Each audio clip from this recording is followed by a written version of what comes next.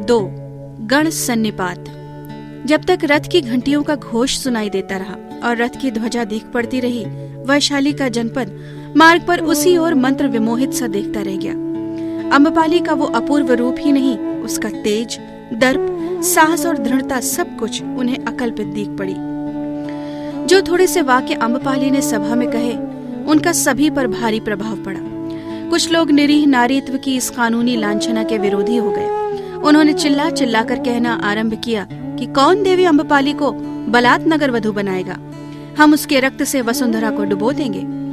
निस्संदेह ये धिक्कृत कानून वैशाली जनपद और वज्जी संघ शासन का कलंक रूप है। ये स्वाधीन जनपद के अंतस्थल पर पराधीनता की कालिमा है। अंग, बंग, कलिंग, चंपा, काशी, कोसल, ताम्रपर्णी और राजगृह, कहीं भी तो स्त्रीत्व का ऐसा बलात् अपहरण नहीं है। फिर वज्जियों का ये गणतंत्र ही क्या, जहाँ नारी के नारीत्व का इस प्रकार अपहरण हो।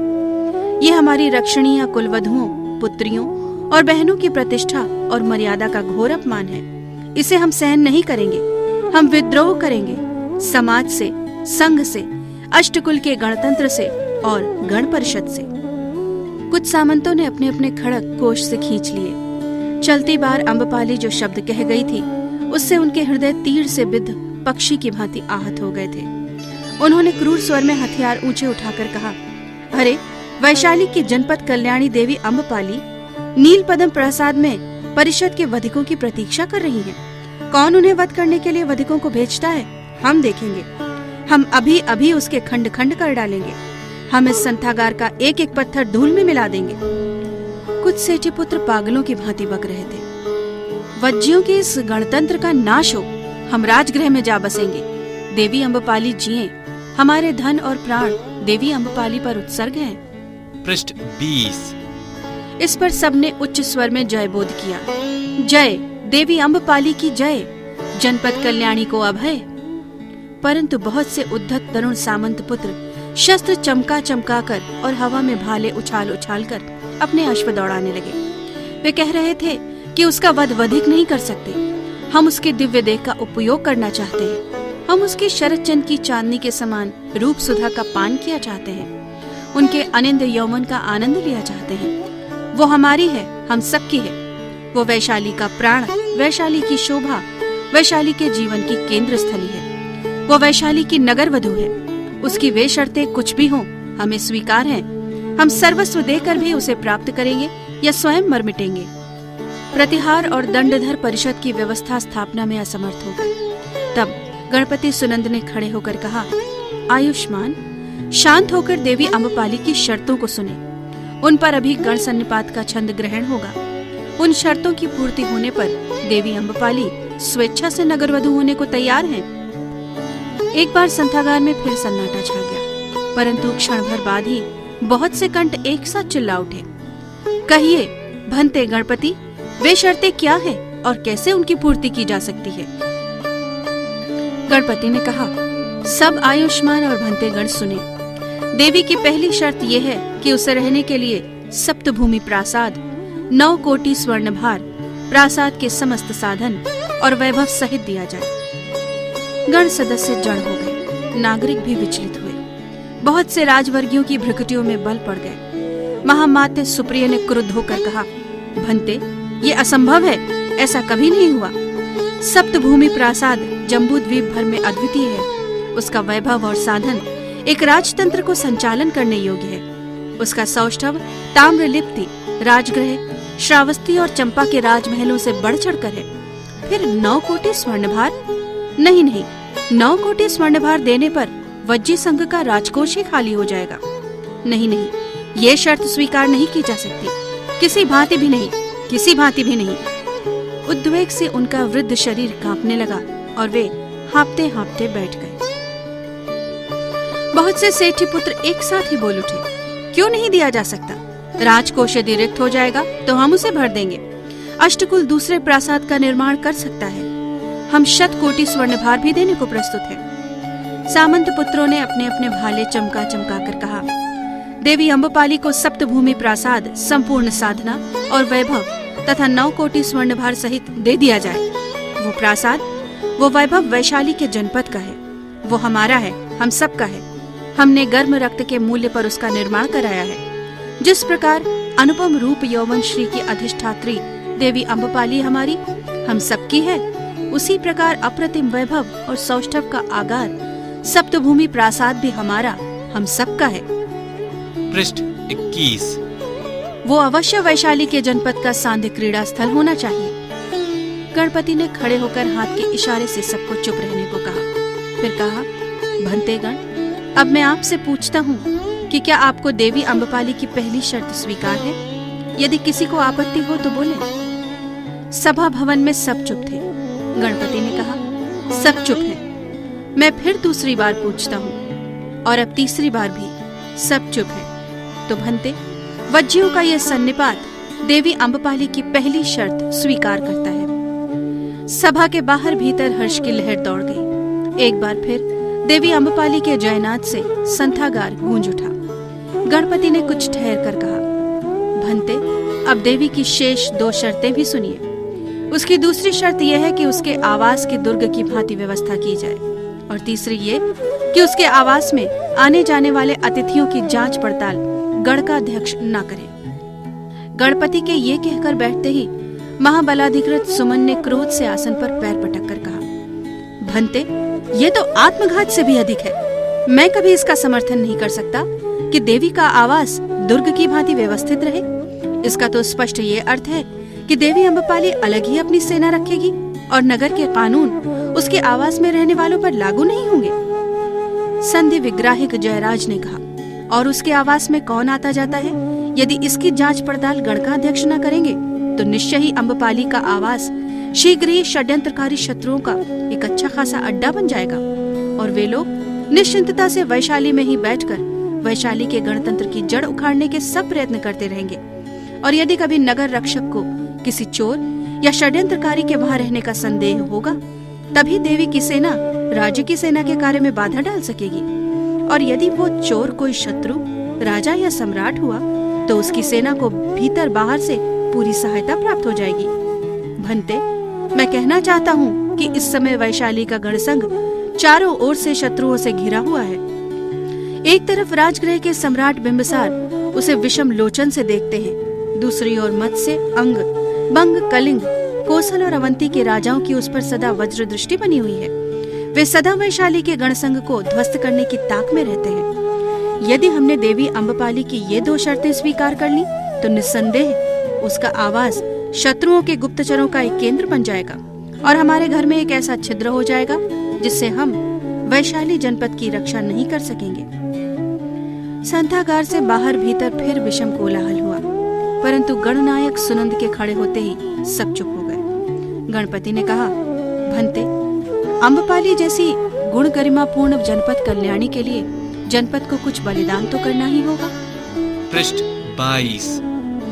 इस समय जबकि वैशाली का जनपद पद पद पर शत्रुओं से घिरा है, हमें छोटी छोटी बातों पर गृह कलह नहीं करनी चाहिए। मैं अपने तरुण सामंत पुत्रों से, जो बार बार अपने खड़ग और भाले चमका कर बात बात पर रोष प्रकट करते हैं, ये कहना चाहता हूँ कि वो समय आ रहा है जब उनके बाहुबल और शस्त्रों की परीक्षा होगी, जिन पर उन्हें इतना गर्व है। पर हमें अपनी शक्ति शत्रु पर ही लगानी चाहिए। गृह कलह में आपस में टकराकर नष्ट नहीं होना चाहिए। इसलिए गण सन्निपात से मैं अनुरोध करूंगा कि वो देवी की दूसरी शर्त स्वीकार कर ले। तीसरी शर्त की बात यह है कि जब कभी देवी के आवास की जांच करने की आवश्यकता समझी जाए तो उसे 1 सप्ताह पहले इसकी सूचना दे देनी चाहिए। सभा भवन में सन्नाटा हो रहा।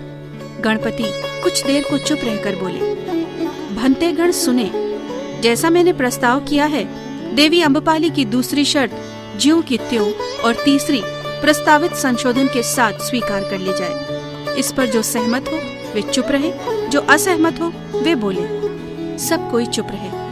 गणपति ने कहा, सब चुप है। अब मैं दूसरी बार और तीसरी बार भी पूछता हूँ, जिन्हें मेरा प्रस्ताव स्वीकार हो वे चुप रहे। साधु भंते, सब चुप है तो तीसरी शर्त थोड़े संशोधन के साथ स्वीकार करके देवी अम्बपाली की तीनों शर्तें अष्टकुल का गण सन्निपात स्वीकार करता है। मैं भी अभी नील पद्म प्रासाद में देवी अम्बपाली से मिलकर सब बातें तय करने जाता हूँ और कल इसके निर्णय की घोषणा कर दी जाएगी। आज संघ का कार्य समाप्त होता है। गणपति के आसन त्यागते ही एक बार तीव्र कोलाहल से संताघार का भवन गूंज उठा और सामंत पुत्र तथा नागरिक भांति भांति की बातें करते परिषद भवन से लौटे। 3. नील पद्म प्रासाद। नील पद्म प्रासाद नील पद्म सरोवर के बीचों बीच बना था। प्रासाद का बाहरी घेरा और फर्श मत्स्य देश के श्वेत मरमर का था, किंतु उसकी दीवारों पर ऊपर से नीचे तक विविध रंगीन रत्नों की पच्चीकारी हो रही थी। बाहरी प्रांगण से प्रासाद तक एक प्रशस्त किंतु सुंदर पुल था, जिसके दोनों ओर स्वर्ण दंड लगे थे। नील पद्म सरोवर का जल वास्तव में नीलमणि के समान स्वच्छ और चमकीला था, और उसमें पारस्य देश से यत्न पूर्वक लाए हुए बड़े बड़े नील पद्म सदा खिले रहते थे। सरोवर में बीच बीच में कृत्रिम टापू बने थे, जिसमें हंस, चक्रवाक, वक, सारंग के कृत्रिम निवास बनाए गए थे। इन पक्षियों का कलरव निर्मल जल में नील पद्मों की शोभा और उस पर प्रासाद की कांपती हुई परछाई देखते ही बनती थी। परिषद की अतिथि रूप देवी अम्बपाली इसी प्रासाद में आजकल निवास कर रही थी। पृष्ठ 23। सरोवर के तट पर एक स्वच्छ मरमर की वेदी पर देवी अम्बपाली विषण वंदना बैठी संध्या काल में सुदूर एक क्षीण तारे को एकटक देख रही थी। अनेक प्रकार के विचार उसके मन में उदय हो रहे थे। वो सोच रही थी, अपना भूत और भविष्य, एक द्वंद्व उसके भीतर तक चल रहा था। आज से 7 वर्ष पूर्व 11 वर्ष की बालिका के रूप में जब उसने वैशाली की पौर में संध्या के बढ़ते हुए अंधकार में पिता की उंगली पकड़कर प्रवेश किया था, उसने नवीन जीवन, नवीन चहल पहल, नवीन भाव देखे थे। नायक चंद्रमणि की कृपा से उसके पिता को उसकी नष्ट संपत्ति और त्यक्त पद मिल गया था, और अब उसके उद्ग्रीव यौवन और विकसित जीवन की क्रीड़ा के दिन थे। सब वैभव उसे प्राप्त थे। भाग्य उसके साथ असाधारण खेल खेल रहा था। जो बालिका एक दिन 6 दम के कंचुक के लिए लालायित हो गीली आंखों से पिता से याचना कर चुकी थी, आज जीवन के एक ऐसे संघर्ष में आ पड़ी थी जिसकी कदाचित ही कोई युवती संभावना कर सकती है। वैशाली का जनपद आज उसके लिए क्षुब्ध था, और अष्टकुल के एक महासंकट को टालने की शक्ति केवल उसी में थी। एक दिन उसके अज्ञात में धृष्टता पूर्वक जिस हर्षदेव ने उसके पिता से उसके संबंध में उपहास किया था, उसी हर्षदेव की प्रणयाभिलाषा उसने एक बार अपनी कच्ची मति में आंखों में हंसकर स्वीकार कर ली थी। उस स्वीकृति में कितना विवेक और कितना अज्ञान था, इसका विश्लेषण करना व्यर्थ है। परंतु जब उन दोनों के बूढ़े पिता पुरातन मैत्री और नवीन कृतज्ञता के पाश में बंधकर उनके विवाह का वचन दे चुके, तब से वो हर्षदेव की आंखों में हाँ और होठों में ना भरकर कितनी बार तंग कर चुकी थी। इसके इतिहास पर अनायास ही उसका ध्यान जा पहुंचा था। उसकी अप्रतिम रूप राशि को वैशाली के जनपद से छिपाने के सभी प्रयत्न, सभी सतर्कता व्यर्थ हुई। प्रभात की धूप की भांति उसके रूप की ख्याति बढ़ती ही गई, और अंततः वो वैशाली के घर घर की चर्चा की वस्तु बन गई। तब से कितने सामंत पुत्रों ने अयाचित रूप से उसके लिए द्वंद्व युद्ध किए। कितने सेठी पुत्रों ने उसे एक बार देख पाने भर के लिए हीरा, मोती, रत्न और स्वर्ण की राशि जिस तिस को दी, पर अम्बपाली को जनपद में कोई देख न सका। ज्यों-ज्यों दिन बीतते गए, अम्बपाली के रूप की सैकड़ों काल्पनिक कहानियां वैशाली के घर घर कही जाने लगी, और इस प्रकार अम्बपाली वैशाली जनपद की चर्चा का मुख्य विषय बन गई। फिर एक दिन जब महानामन ने अम्बपाली के वागदान की अनुमति नायक चंद्रमणि के पुत्र हर्षदेव के साथ करने की गण से मांगी, तो संथागार में एक हंगामा उठ खड़ा हुआ, और गणपति द्वारा आज्ञा पत्र जारी करके महानामन को विवश किया गया कि जब तक अम्बपाली वयस्क न हो जाए वो उसका विवाह न करे, और महानामन को प्रतिज्ञा लिखनी पड़ी कि वो अम्बपाली का विवाह तब तक नहीं करेंगे जब तक कि वो 18 वर्ष की नहीं हो जाती। 18 वर्ष की आयु होने पर उसे संथागार में उपस्थित करेंगे। उस बात को आज 3 वर्ष बीत गए। इन 3 वर्षों में जनपद ने खुल्लम खुल्ला अम्बपाली को जनपद कल्याणी कहना प्रारंभ कर दिया, और गणतंत्र पर जोर दिया कि वो उसे नगर वधु घोषित कर देने का आश्वासन अभी दे। पृष्ठ 24। ये आंदोलन इतना उग्र रूप धारण कर लिया कि अष्टकुल के गणपति को अम्बपाली और महानामन को गणसंघ के समक्ष प्रत्युत्तर के लिए संथागार में उपस्थित करने को बाध्य होना पड़ा। अम्बपाली ने अपने उस नए जीवन के संबंध में, जिसमें वैशाली का जनपद उसे डालना चाहता था, जब कल्पना की तो वो सहम गई। हर्षदेव के प्रति प्रेम नहीं तो स्नेह उसे था। कुलवधू होने पर वही स्नेह बढ़कर प्रेम हो जाता है। अब एक ओर उसके सामने कुलवधू की अस्पष्ट धुंधली आकृति थी और दूसरी ओर नगर वधू बनकर सर्वजन भोग्या होने का चित्र था। दोनों ही चीजें उसके लिए अज्ञात थी। उसकी कल्पनाएं बाल सुलभ थी, वो भावुक थी, उसका स्वभाव आग्रही था और जीवन आशामय। एक ओर बंधन और दूसरी ओर उन्मुक्त जीवन।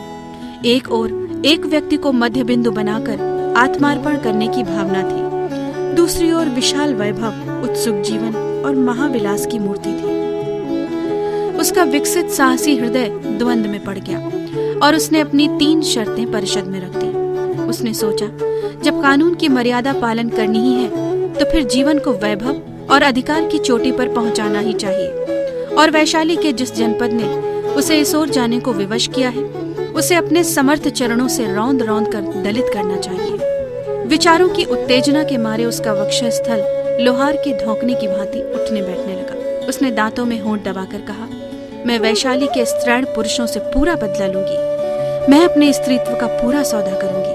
मैं अपनी आत्मा का हनन करूंगी और उसकी लोथ इन लोलुप गृद्धों को इन्हीं की प्रतिष्ठा और मर्यादा के दामों पर बेचूंगी। धीरे धीरे पूर्ण चंद्र का प्रकाश आकाश में फैल गया और भी तारे आकाश में उदय हुए। उन सब का प्रतिबिंब नील पद्म सरोवर के निर्मल जल की लहरों पर थिरकने लगा। अम्बपाली सोचने लगी, मैं इस प्रकार अपने मन को चंचल न होने दूंगी। मैं दृढ़ता पूर्वक जीवन युद्ध करूंगी और उसमें विजय प्राप्त करूंगी। यही सब बातें अम्बपाली सोच रही थी। शुभ्र चंद्र की ज्योत्सना में शुभ्र वसन भूषिता शुभ्र वर्णा शुभानना अम्बपाली उस स्वच्छ शुभ्र शिलाखंड पर बैठ मूर्तिमती ज्योत्सना मालूम हो रही थी। उसका अंतर्द्वंद अथाह था और वो बाह्य जगत को भूल गई थी। इसी से जब मदलेखा ने आकर नम्रता पूर्वक कहा, देवी की जय हो, गणपति आए हैं और द्वार पर खड़े अनुमति की प्रतीक्षा कर रहे हैं, तब वो चौंक उठी। उसने भ्रकुटी चढ़ाकर कहा, उन्हें यहाँ ले आ। वो प्रस्तर पीठ पर सावधान होकर बैठ गई। गणनायक सुमंत ने आकर कहा, देवी अम्बपाली प्रसन्न हो, मैं वज्जी संघ का संदेश लाया हूँ। तो आपके वधिक कहाँ हैं? उनसे कहिए कि मैं तैयार हूँ। वैशाली जनपद के ये हिंस्र नरपशु किस प्रकार हनन किया चाहते हैं? पृष्ठ 25। वे तुम्हारा शरीर चाहते हैं, वो तो उन्हें अनायास ही मिल जाएगा। जीवित शरीर चाहते हैं, सस्मित शरीर। देवी अम्बपाली, वज्जी संघ ने तुम्हारी शर्तें स्वीकार कर ली हैं। केवल अंतिम शर्त क्या? अम्बपाली ने उत्तेजना से कहा, क्या वे उसे अस्वीकार करेंगे? मैं किसी भी प्रकार अपनी शर्तों की अवहेलना सहन न करूंगी। वृद्ध गणपति ने कहा, देवी अम्बपाली, तुम रोष और असंतोष को त्याग दो। तुम्हें सप्तभूमि प्रासाद समस्त वैभव और साधन सहित और 9 कोटि स्वर्ण भार सहित मिलेगा। तुम्हारा आवास दुर्ग की भांति सुरक्षित रहेगा, किंतु यदि तुम्हारे आवास के आगंतुकों की जांच की कभी आवश्यकता हुई तो उसकी 1 सप्ताह पूर्व तुम्हें सूचना दे दी जाएगी। अब तुम अदृष्ट की नियति को स्वीकार करो देवी अम्बपाली। महान व्यक्तित्व की सदैव सार्वजनिक स्वार्थों पर बलि होती है। आज वैशाली के जनपद को तुम्हारे स्त्रीत्व की बलि की आवश्यकता है। वो बलि उसे दो। वैशाली जनपद को अपने ही लहू में डूबने से बचा लो। अम्बपाली ने उत्तेजित होकर कहा, क्यों? किस लिए? जहाँ स्त्री की स्वाधीनता पर हस्तक्षेप हो, उस जनपद को जितनी जल्दी लहू में डुबोया जाए उतना ही अच्छा है। मैं आपके वधिकों का स्वागत करूंगी, पर अपनी शर्तों में तनिक भी हेरफेर स्वीकार नहीं करूंगी। भले ही वैशाली का ये स्त्रैण जनपद कल की जगह आज ही लहू में डूब जाए। परंतु ये अत्यंत भयानक है देवी अम्बपाली। तुम ऐसा कदापि नहीं करने पाओगी। तुम्हें वैशाली के जनपद को बचाना होगा। अष्टकुल के स्थापित गणतंत्र की रक्षा करनी होगी। ये जनपद तुम्हारा है, तुम उसकी एक अंग हो। कहो, तुम अपना प्राण देकर उसे बचाओगी? मैं अभी प्राण देने को तैयार हूँ। आप वधिकों को भेजिए तो।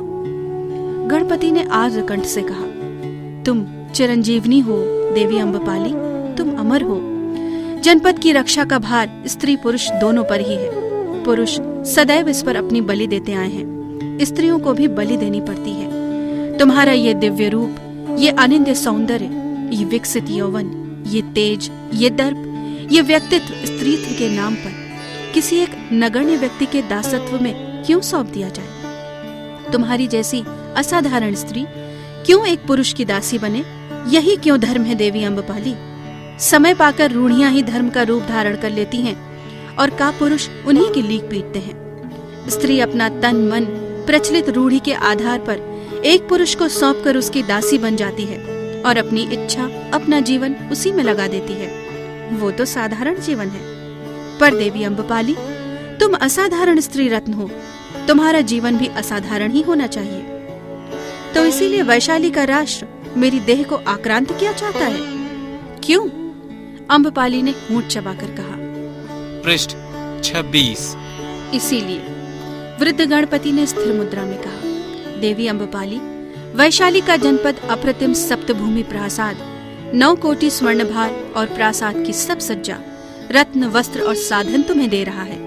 तुम्हें दुर्ग में सम्राट की भांति शासक रहने की प्रतिष्ठा दे रहा है। ये सब प्रतिष्ठा है देवी अम्बपाली, जो आज तक वज्जी संघ के अष्टकुलों में से किसी गण को, यहाँ तक कि गणपति को भी प्राप्त नहीं हुई।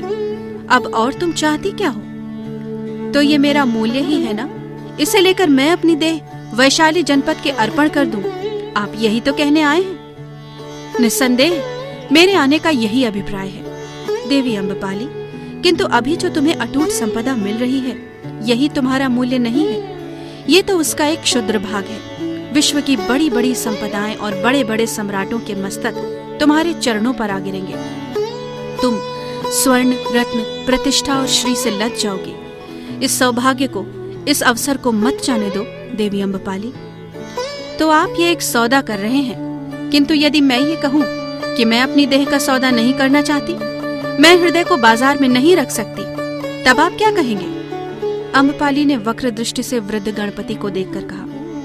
गणपति ने संयत स्वर में कहा, मैं केवल सौदा ही नहीं कर रहा हूँ देवी, मैं तुमसे कुछ बलिदान भी चाहता हूँ, जनपद कल्याण के नाते। सोचो तो, इस समय वैशाली का जनपद किस प्रकार चारों ओर से संकट में घिरा हुआ है। शत्रु उसे ध्वस्त करने का मौका ताक रहे हैं, और अब तुम ही एक ऐसी केंद्रित शक्ति बन सकती हो जिसके संकेत पर वैशाली जनपद के सेठी पुत्रों और सामंत पुत्रों की क्रिया शक्ति अवलंबित होगी। तुम ही उनमें आशा, आनंद, उत्साह और उमंग भर सकोगी। तुम ही इन तरुणों को एक सूत्र में बांध सकोगी।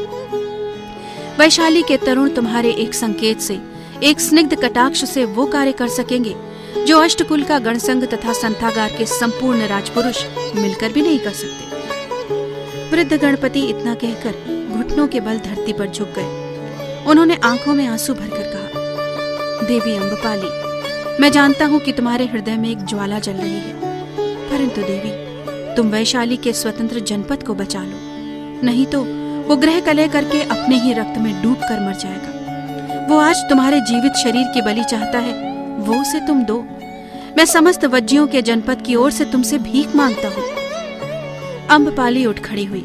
उसने कहा, उठिए भंते गणपति। वो सीधी तन कर खड़ी हो गई। उसके नथुने फूल उठे, हाथों की मुट्ठियां बंध गईं। उसने कहा, आइए आप, वैशाली के जनपद को संदेश दे दीजिए कि मैंने उस धिकृत कानून को अंगीकार कर लिया है। आज से अम्बपाली कुलवधू की सब मर्यादाएं, सब अधिकार त्याग कर वैशाली की नगर वधू बनना स्वीकार करती है। वृद्ध गणपति ने कांपते हुए दोनों हाथ ऊंचे उठाकर कहा, आयुष्मती हो देवी अम्बपाली, तुम धन्य हो, तुमने वैशाली के जनपद को बचा लिया। पृष्ठ 27। उनकी आंखों से झरझर आंसू गिरने लगे और वे नीची गर्दन करके धीरे धीरे वहां से चले गए। अम्बपाली कुछ देर तक टकटकी लगाए उस आहत वृद्ध राजपुरुष को देखती रही। फिर वो उसी स्फटिक शिला पीठ पर, उसी धवल चंद्र की ज्योत्सना में, उसी स्तब्ध शीतल रात में दोनों हाथों में मुंह ढांपकर, औंधे मुंह गिरकर फूट फूट कर रोने लगी।